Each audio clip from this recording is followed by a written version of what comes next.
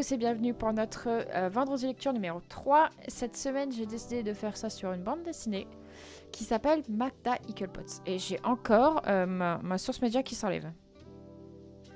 Attendez, je sais pourquoi. Voilà. Excusez-moi, on est de retour. Magda Equalpots. Attendez, je l'ai juste ici. Là, je vous le montre en vrai parce que c'est plus joli qu'en image. Hein. Hop, je l'ai ici aussi sur le... Hop. Donc Magda Equalpots, sorti pour la première fois en 2014. Parce que c'est une intégrale. Hein. Ça, c'est l'intégrale qui fait 142 pages. Normalement, c'est en 3 tomes. Sorti entre 2014 et 2017, je dirais. Moi, j'ai acheté l'intégrale, je l'ai acheté en 2019. Ça a été publié chez Ankama. Ankama, qui est une maison d'édition du Nord, qui est située à Roubaix, je crois. Donc, pas très loin de là où j'habitais et où aussi j'étais à l'université. Donc, c'est une maison d'édition que j'aime particulièrement parce qu'ils font pas mal de beaux livres, beaucoup de mangas. Et ils ont fait notamment des trucs sur Dofus et Radiant, je crois. Donc, c'est très sympa ce qu'ils font. Donc, le scénario, c'est François Debois et Pascal Bellorgé. Bellorgé, je sais pas comment ça se prononce. Je ne connais pas trop leur travail. Cependant, ce travail-là qu'ils ont fait à deux, de Magda Equalpots, c'est très très bien. Moi, j'ai adoré. Le dessin, c'est Christelle. Christelle dont le dessin m'a beaucoup plu. Le dessin m'a beaucoup plu et c'est pour ça que j'ai acheté d'autres œuvres qu'elle a fait. Et que, particulièrement... Celle-là et H, par exemple, aussi qu'elle a fait il y a quelques années, que j'ai beaucoup aimé. Il y en a un autre aussi que j'ai acheté, mais je me rappelle plus du nom. Enfin bref, c'est super sympa, parce que son dessin est vraiment très beau. On le verra, je vais montrer les images. Et j'en ai, par exemple, là, attendez, est-ce que j'ai... Là, c'est l'arrière, vous voyez, là, il y a les 3 tomes. Donc, si vous voyez pas assez, si c'est pas assez grand, dites-le moi. Je peux les mettre en grand, je pense. Hein. Je ferai une nouvelle scène et je les mettrai en grand pour vous. C'est juste que là, avec la scène que j'ai actuellement, c'est pas trop possible. Sinon, au pire, je vous les montrerai dans le livre directement à la caméra, mais c'est juste que c'est moins bien fait, on va dire. Donc, on suit l'histoire de Magda Equalpots qui a 19 ans, qui vit à Paris. Et c'est une sorcière qui n'a jamais vraiment subi son initiation à la magie parce qu'elle a perdu ses parents quand elle était toute petite et que sa tante n'a jamais voulu en fait l'introduire à la magie. Elle vit à Paris et le problème c'est que en fait elle arnaque un peu les gens qui ont des problèmes de magie. Voilà, c'est ça. Elle arnaque les antiquaires comment dire ça. Elle les arnaque en faisant croire qu'il y a un méchant fantôme. Elle leur fait payer très cher ses talents pour se débarrasser des fantômes. Elle s'approprie aussi du coup les biens de sorciers ou sorcières qui ont été volés par ces antiquaires. Et, euh, et, euh, et voilà quoi, c'est sa vie. Elle se porte bien même si elle lui a un passé un peu compliqué. Et là on arrive au début de l'histoire. Elle arnaque un antiquaire et en fait... c'est pas la première fois qu'elle le fait et quand la police débarque chez elle, elle pense qu'elle a été démasquée. Elle pense qu'elle a été démasquée et du coup elle s'enfuit et au final la police la rattrape. Et en fait ils la cherchaient simplement parce qu'ils avaient besoin de son aide. Et donc sa vie est complètement bouleversée quand elle commence à collaborer avec la police. Donc je vous en dis pas plus pour ceux qui vont le lire, mais vraiment sur 140 pages il s'en passe des choses. Donc moi ce que j'ai beaucoup aimé, déjà quand je suis allée en librairie pour l'acheter, généralement j'achète mes livres, comment dire ça, sur un coup de cœur. J'achète rarement un livre dont je ne suis pas sûre que je vais le lire, c'est normal. Je dirais que c'est surtout les images. J'achète par la, comment dire ça. Je sais pas comment expliquer mon point de vue. Enfin bref, j'achète s'il y a quelque chose qui attire mon œil. Je suis très images. Et en fait, vraiment, c'est la couverture qui m'a super donné envie. Je sais pas, c'est peut-être la couleur de cheveux qui correspond à la mienne. Ou je sais pas, le bleu que j'aime beaucoup, même s'il est assez sombre. Je sais pas, ça donne envie de... Je sais pas, tu sens que tu vas voyager avec l'histoire, donc ça m'a super donné envie. Bien sûr, j'ai j'ai feuilleté le livre, enfin la BD avant de l'acheter bien sûr, hein, pour connaître un peu l'histoire, pour voir un peu ce qui se passe. Est-ce qu'il y a beaucoup d'histoires? Est-ce que c'est plus est-ce que c'est plus du comment ça s'appelle du ah, je sais plus, je trouve pas le mot, mais enfin bref, est-ce que c'est plus de l'histoire ou est-ce qu'on a de la contemplation ou pas? Donc là, je peux vous assurer qu'il y a beaucoup d'histoires. C'est énormément de textes. C'est même un truc qui m'a un peu rebuté quand même au final. Enfin bref, le dessin, je le trouve très réaliste, très détaillé. Je vais vous montrer. Attendez, je vais prendre une page au hasard pour vous montrer un peu. Est-ce que ça c'est bien? Ah, peut-être pas très détaillé, mais réaliste, ouais, quand même. Par exemple, cette page-là. Vous voyez? Il y a beaucoup de texte. Là, c'est pas l'une des pages les plus importantes, hein. Je pense qu'il y a des pages où il y a encore plus de texte. Mais il y en a énormément. Pour une BD, je trouve que c'est très... voilà, c'est très fort en texte. Je peux vous montrer d'autres images, hein, sinon... Vous voyez, par exemple, celle-là, on a beaucoup de... Les vignettes sont assez petites et il y a les grosses bulles. Vraiment de très grosses bulles, parce qu'il y a énormément de choses qui sont diffusées, je dirais. Et c'est à la fois quelque chose que j'ai aimé, mais pas aimé non plus. Parce que j'ai eu beaucoup de mal à lire parfois, parce que je suis pas BD de base. Donc pour quelqu'un qui débute, c'était un peu limité, enfin bref. Mais ça n'empêche que j'ai quand même aimé le dessin. Malgré qu'il soit un peu plus réaliste que ce que j'ai l'habitude de lire. J'ai beaucoup aimé. Parce que moi, je préfère plutôt les cartoons avec des bords plus arrondis.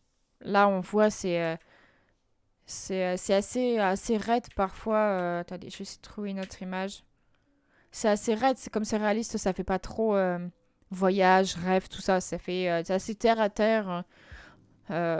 Notamment, en plus, ça se passe en France, ça se passe à Paris, donc bon. Et vu le contexte de l'histoire, c'est normal que ce soit assez réaliste. Donc, j'en dis pas trop parce que je l'aborde juste après, hein. Qu'est-ce qu'il y a d'autre? L'histoire. Franchement, l'histoire est super intéressante. Le fantastique, ça a toujours été mon genre préféré. Et là, comme on a affaire à des sorcières, c'est déjà des personnages qui sont très emblématiques. Et qu'on trouve... Enfin, comment dire ça? En plus, il y a plusieurs façons de les mettre en scène. De créer, en fait, je dirais tout le monde autour du sorcier ou de la sorcière. Toutes les œuvres que j'ai lues qui abordaient ce thème-là faisaient les choses différemment. Donc, vraiment, c'est super intéressant. Là, ce qu'on a, c'est qu'on a pas mal d'histoires de famille, de passé, de famille, des expériences douloureuses.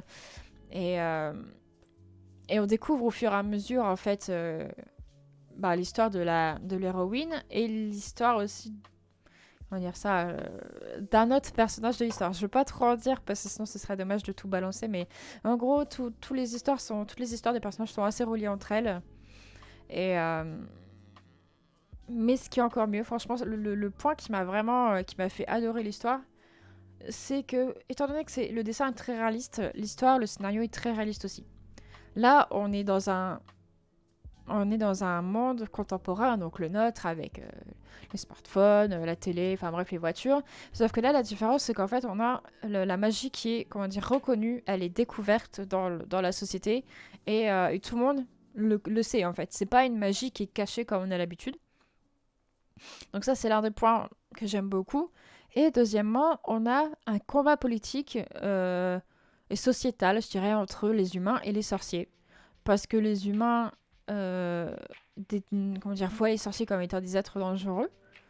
Et les sorciers, certains, bien sûr pas tous, certains aimeraient vivre en paix avec les humains et d'autres se séparent en fait des humains pour rester entre eux. Et c'est quelque chose, c'est intéressant de voir le conflit parce que c'est ce qu'on a encore de nos jours en fait entre les blancs, les noirs, ou bien entre les nazis, les juifs. Enfin tu vois, voilà, c'est vraiment une ségrégation en fait entre les races. On est différent, t'es différent, bah je t'aime pas. Du coup, c'est intéressant de voir comment c'est mis. comment c'est mis en scène.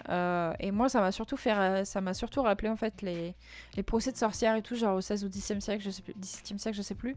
Et là, ce qu'on voit, c'est comment notre société maintenant ferait pour condamner ou pas forcément condamner, mais comment en fait les sorciers pourraient être pourchassés, punis ou maltraités.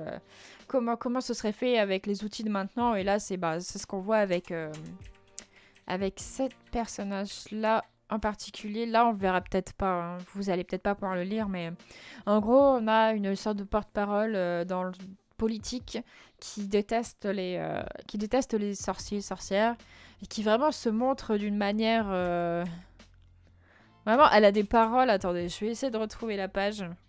Je l'ai marqué en plus normalement. C'est peut-être page 21, je crois. Elle dit, ces êtres ne connaissent pas la pitié. Les sorciers et les sorcières sont des armes de destruction massive et doivent être mis sous contrôle. Enfin voilà, ça vraiment, elle a des propos. Ils sont pas forcément choquants parce que d'un côté, elle a pas tout à fait tort. Mais en même temps, on sent une haine, quelque chose qui va pas, et c'est assez représentatif de certains, je dirais, candidats politiques de notre pays ou des autres pays, tout simplement. Hein. Vraiment, on a des gens qui sont différents, qui sont pas comme tout le monde et ils sont pas aimés, et du coup, on les déteste, on leur invente des trucs, on dit que c'est des êtres maléfiques, enfin bref, voilà. C'est un truc qu'on reconnaît encore assez régulièrement, je dirais. Donc, j'aime beaucoup. Vraiment, d'avoir appliqué ça dans l'histoire, c'est cool. C'est vraiment cool. Et sinon, les personnages aussi sont vachement intéressants. Alors, on surfe un peu sur le stéréotype de l'héroïne qui est plus forte que les autres. Parce que la magie fonctionne avec les mains dans l'histoire. En fait, c'est avec les doigts. Donc, certains en ont, par exemple, qu'un pouce ou... Oui, oui, c'est assez sérieux, mais... Comment dire ça? C'est en fond de l'histoire. C'est pas un élément principal. Il n'y a pas il y a pas tout un débat comme ça dans l'histoire, c'est en fond, mais ça sert quand même un peu l'histoire. Donc c'est pas, ça reste quand même assez fantastique et assez intéressant à lire, mais c'est pas hyper sérieux non plus. Hein. Donc, je disais, les glyphes fonctionnent avec les doigts, et en fait c'est celui qui aura les deux doigts en plus qui sera plus fort que les autres. Et en gros là, l'héroïne a les doigts de la main droite et les doigts de la main gauche aussi, et du coup elle est très forte, sauf qu'elle sait pas s'en servir. Mais même si on est sur ce stéréotype de l'héroïne qui est plus forte, on a quand même un équilibre parce que Mada s'en sert pas parce qu'elle a jamais été initiée à ça et elle en a peur. Donc vraiment, on s'éloigne un peu quand même. Après, on a le gentil policier et le mauvais policier. Qu'est-ce qu'on a d'autre? On a aussi un peu le stéréotype de la romance entre l'héroïne et le mauvais policier avec qui elle s'entendait pas au début, puis finalement elle s'entend bien. Alors, ça fait un peu cliché, mais moi j'aime bien personnellement. Il y a pas mal de rebondissements dans leur relation, donc c'est intéressant. Quoi d'autre? Bah, Magda, l'héroïne, c'est vraiment un personnage fun. Ça te donne envie de la suivre, de la découvrir. On s'éloigne des stéréotypes de la sorcière basique avec un chapeau, un nez crochu, ou bien une grosse verrue sur le nez. Enfin bref, c'est vraiment une héroïne tout à fait, je dirais, commune. Vraiment, dans l'histoire, on voit qu'ils essayent de séparer les humains et les sorciers, mais au final, c'est les mêmes. Ils sont pareils, à part qu'ils ont juste un peu plus de magie, quoi. C'est tout. Ils ont plus de possibilités. Quoi d'autre? Ben, comment dire ça? Son histoire fait en sorte qu'on l'aime, tout simplement parce qu'elle a perdu ses parents, parce que voilà, elle a pas eu une enfance très agréable. Quoi d'autre? Mais en même temps, elle est responsable, quand même, un minimum. Elle prend ses responsabilités, elle est courageuse. Euh, Elle est un peu rebelle, même. C'est ça qui est intéressant. C'est que même si elle a fait des choses un peu limites, notamment toutes ces... comment ça s'appelle? Toutes ces arnaques où elle volait des objets aux antiquaires, où elle les facturait 3 fois le prix normal. Ça, c'est mal, mais en même temps, elle faisait ça dans un but, quoi. C'est pas juste pour être malveillante. Donc, il y a un équilibre quand même dans sa personnalité. Alors, certes, elle est peut-être pas dans les cadres des héroïnes typiques où elle est pas parfaite, où elle a fait quand même, elle a commis des délits, tout ça, mais ça la rend quand même attachante, courageuse et fun à suivre dans ses aventures. Voilà, je dirais que c'est les points qui m'ont le plus marqué, les personnages, l'histoire et le dessin. En même temps, je vois pas ce qu'on peut dire d'autre dans le livre, en fait. Ah, de mon point de vue, c'est ce que moi je dis. Après, les autres qui ont une autre lecture de l'œuvre, ils ont peut-être vu d'autres choses. Voilà. Et du coup, on arrive à la partie où j'ai pas aimé, mais il y a très peu de choses que j'ai pas aimé. Vraiment, c'est... Faudrait peut-être que je pousse un peu plus la lecture, que j'essaie vraiment d'aller analyser en profondeur, mais sur une première ou deuxième lecture, j'ai rien vu qui m'a vraiment choquée.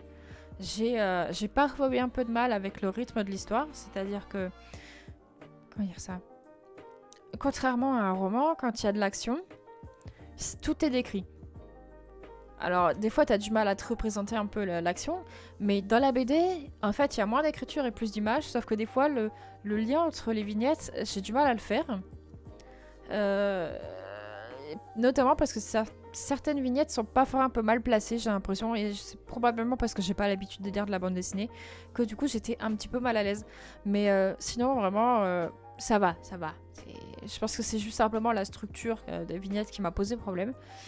Le deuxième point que j'ai un peu moins aimé, mais c'est vraiment pas vraiment sur l'histoire en fait, c'est plus sur la structure, sur la forme, c'est qu'il y avait énormément de petites vignettes. Trop de petites vignettes et peu de plans larges en fait avec des paysages où l'histoire elle est vraiment très centrée sur l'action. Et les petites vignettes fait que ça s'enchaîne plus vite. Normal.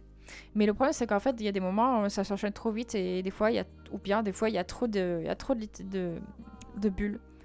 C'est qu'il y a pas assez de... On prend pas assez le temps de regarder l'image, ou bien l'image n'est pas mise au centre et il y a beaucoup trop de choses à lire. C'est comme mon point de vue, encore une fois, t'as certaines BD qui vont le faire très bien, où il y a des gens qui vont dire, bah moi j'aime bien, je préfère. Donc c'est comme mon point de vue. C'est vraiment juste les deux choses que j'ai du mal. Bah j'en ai jamais lu des comics, alors je sais pas trop, mais... Il y a vraiment des moments... Attendez, j'ai essayé de retrouver la page. Où je me suis dit, mais il y a énormément de textes.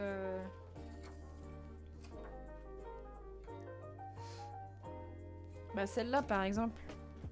Celle-là, vous voyez, il y a quand même pas mal de bulles. Attendez, hop. Quand même pas mal de bulles. Et encore, ça va. Je dirais que ça va encore. Il y en avait une vraiment où je pense que c'est surtout au début de l'histoire quand ils expliquent énormément de choses.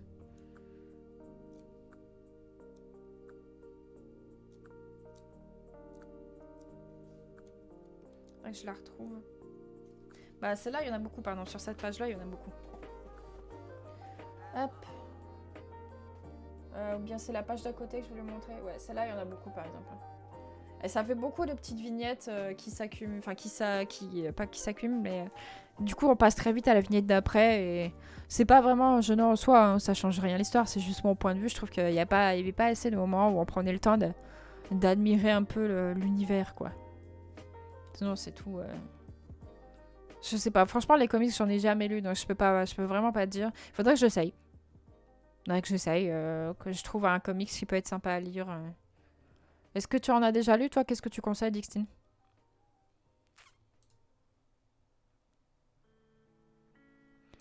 Bah du coup, on a fini la partie j'aime ou j'aime pas.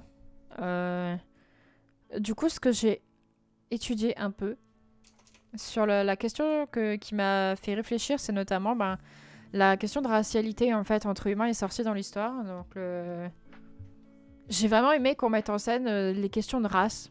En fait, même si c'est pas le propos principal, je sais pas, c'est très contemporain d'étudier ce genre d'histoire en fait, parce que du coup ça fait réfléchir, parce que là on a le point de vue du sorcier et pas des humains, ça fait réfléchir à la façon dont on traite les gens qui sont différents de nous.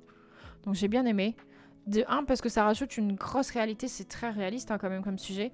C'est un problème commun à la société. Deuxièmement, parce que d'un point de vue historique, on a à nouveau une chasse à la sorcière, mais avec les outils de notre société, donc les attaques, les... Non, attendez, je me suis perdue. Avec les outils de notre époque, l'auteur nous fait réfléchir... Enfin, les auteurs, pardon, ils sont deux. Nous font réfléchir sur le problème que rencontrent les sorciers. Parce que les sorciers s'attaquent entre eux parfois. Il y a des sorciers qui vont trop loin, qui sont inhibés dans leur magie. Et bien sûr, les humains qui sont un peu les dommages collatéraux qui n'ont rien demandé. Et c'est intéressant de voir comment les humains réagissent, tout simplement. face à quelque chose qu'ils ne connaissent pas, qui est inconnu pour eux, qu'ils ne maîtrisent pas. Et malheureusement, leur réaction, c'est très prévisible, c'est de la haine, c'est on veut pas d'eux, allez-vous-en. Et c'est pour ça qu'on a Saint-Ange, je crois que c'est comme ça qu'elle s'appelle. Saint-Ange qui représente en fait les humains et qui vraiment qui fait des talk shows, qui passe à la télé, qui lance des manifestations, il y a même un plan. Même un plan Vigie sorcier. Donc voilà, ça fait penser le plan Vigie pirate qu'on a nous-mêmes. Donc vraiment, ils vont assez loin. Ils sont vraiment vus comme vraiment des horreurs, des monstres, quoi. Alors qu'en fait, pas tant que ça. Alors oui, dans l'histoire, forcément, on suit Magda qui a des problèmes. Qui a des problèmes et qui elle-même met en danger des gens. Je suis d'accord. Donc dans ces cas-là, en fait, on a le point de vue des deux. On a le point de vue des humains qui ont rien demandé. Et on a le point de vue de Magda qui n'a rien demandé non plus au final. Et qui essaie de faire le bien, justement. La haine n'a vraiment aucune limite pour eux, quoi. Enfin, contre eux, vraiment tout le monde. On voit pas vraiment d'humain qui est... Quoique. Si, théoriquement, si l'ami de Magda l'aide, en fait, dans ses histoires et le protège. Donc, si théoriquement, il y a des humains qui aident les sorciers et des sorciers qui aident les humains, donc... Il y a moyen d'avoir la paix, en fait. C'est juste que... il y a une majorité qui n'est pas d'accord, quoi. C'est vrai que sur le coup, quand j'ai commencé un peu à étudier cette histoire de racialité, je me suis dit qu'on pouvait faire le lien entre les juifs durant la Seconde Guerre mondiale et leur étoile jaune, et les sorciers et leurs glyphes, qui permettent de les identifier. J'ai une image pour ça. Attendez, je vais vous montrer. C'est où? Ici, dans cette page-là. Attendez, c'est quelle page? Ça doit être page 53, peut-être 87, je sais plus. J'ai marqué les... Non, ça doit être l'autre page. C'est page 81, pardon, pas 87, je sais pas écrire. Ça dit « Veuillez tendre vos mains ouvertes devant vous, mesdames et messieurs, inspection de glyphes. » Donc en fait, les glyphes, ça permet d'identifier les personnes. Donc en gros, vraiment, on a un signe qui identifie les gens. Comme l'étoile jaune, en fait. Vraiment, on les sépare et on les laisse pas libres, en fait, de faire ce qu'ils veulent. On les flique un peu, voilà. Donc j'ai fait ce lien un petit peu. Je me suis dit, bah ça ressemble un peu, en fait. Parce que ça peut aller très loin. Ça peut aller très très loin dans cette haine envers les personnes différentes. Donc je me suis dit, c'est un peu la même chose, quoi. Donc voilà. Voilà pour notre vendredi lecture. J'espère que ça vous a plu. Personnellement, c'est une lecture qui m'avait beaucoup plu. J'étais très contente d'avoir découvert la BD. Malheureusement, il n'y a pas de suite. Après les 3 tomes, c'est fini. Il n'y a rien du tout. Il n'y a pas de suite. Après, si vous voulez suivre des scénarios qui peuvent être un peu similaires, je suppose que vous pourriez essayer de trouver les autres œuvres de François Debois et Pascal Bellorguet, qui sont les auteurs. Je sais que Christelle a fait pas mal d'œuvres sympas. Si vous voulez, je peux essayer de vous les retrouver sur Amazon. Christelle a fait, par exemple, H, qui est sympa. Je l'ai, attendez, je vais aller vous le chercher. Je l'ai dans la bibliothèque.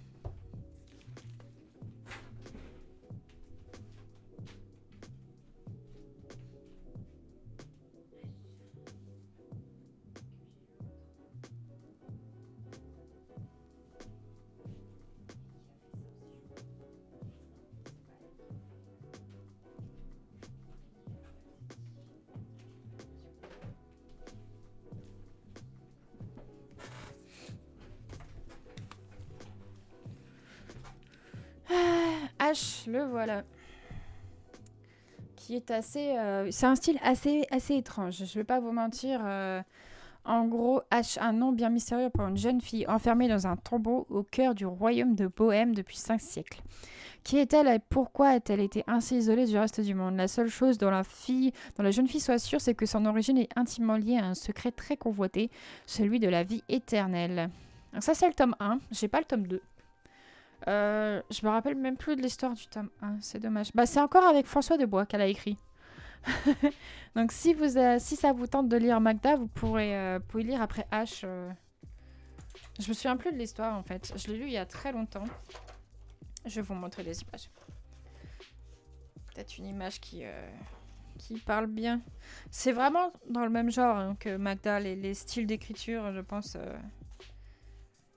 Il n'y a pas une page qui est... Celle-là, elle est jolie. Ah si, ça y est, je me rappelle. Voilà, celle-là, par exemple, elle est plutôt jolie. On voit qu'il y a un peu plus de couleurs rouges.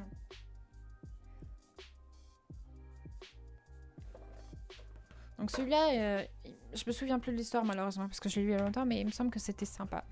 Donc il y avait H qui était pas mal. Qu'est-ce qu'elle a fait d'autre? Elle a fait Daryl Ouvre-Monde aussi. Il me semble que j'ai le premier tome. Ou bien je l'ai pas et j'avais envie de l'acheter, ça se pourrait. Donc elle a fait Daryl Ouvre-Monde, tome 1, tome 2, il y en a 2. Il y a Magda, il y en a 3 du coup, ou bien l'intégrale. Et il y a H, bien sûr, avec 2 tomes aussi. Donc voilà, c'est son style. Moi j'aime beaucoup. Et à l'occasion, j'achèterai les autres que j'ai pas de sa collection. Donc voilà, j'espère que ça vous a plu. Que je vous ai donné envie de le lire. Je vous ai peut-être pas montré assez d'images. Après... Je veux dire, c'est à vous de vous lancer, en fait. Si vous avez envie de le lire, j'ai pas envie de trop vous montrer d'images, parce qu'en plus, du coup, ça donne des indices sur l'histoire.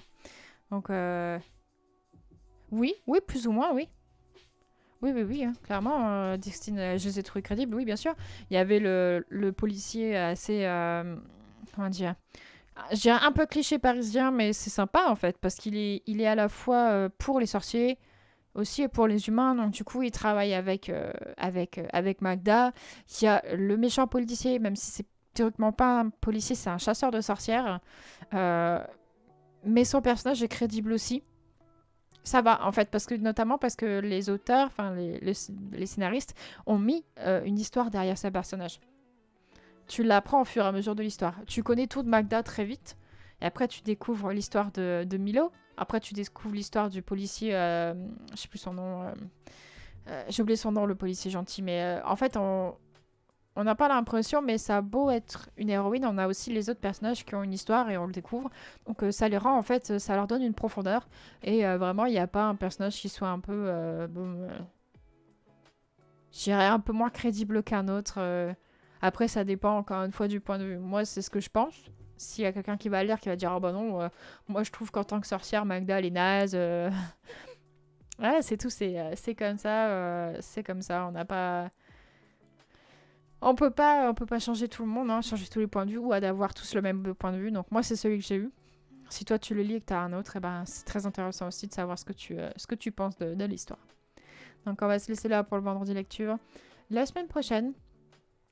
j'ai pas encore réfléchi à ce que je pourrais faire, mais je pense que ce sera un roman. Normalement, ça devrait être un roman parce que là, on a changé, on a fait un format plus imagé. Je pourrais essayer de faire, je sais pas, peut-être un roman peut-être hors catégorie, peut-être policier ou... Ouais, théoriquement, j'en ai du policier. Hein. Je pourrais essayer de faire ça. Peut-être un truc qui change du fantastique de ce que j'ai l'habitude de lire. Ok ? On va faire ça. J'essaierai de trouver un style qui change. Déjà pour moi-même, pour changer, en fait, pour me sortir de ma zone de confort et pour proposer du contenu diversifié. Allez, passez une bonne journée. On se retrouve la semaine prochaine sur ma chaîne Twitch à 13h. Allez, ciao, ciao.